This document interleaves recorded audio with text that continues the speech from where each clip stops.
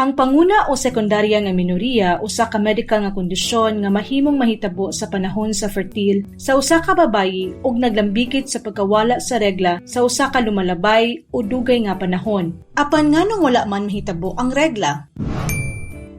Ang mga hinungdan sa nag-una nga menorrhea mahimong anatomical depekto alang sa panig-ingnan sa tubangan sa malpormasyon, taas nga konsentrasyon sa FSH o hypothalamus disorder, polycystic ovary syndrome. Ang mga hinungdan sa sekundarya nga menorrhea mahimong adunay physiological nga sinugdanan sama sa pagmabdos, pagpasuso o menopause. Ang ubang dili physiological nga mga hinungdan makita hinuon sa hormonal dysfunctions o pituitary tumors, pagkawala sa timbang, chronic anovulation ug ovarian tumors. Importante nga mahibal-an ang hinungdan sa amenorrhea aron masusi ang husto nga terapiya. Apan pag-amping, usahay ang kakulang sa regla tungod sa grabing emosyonal nga kahimtang o anxiety disorder.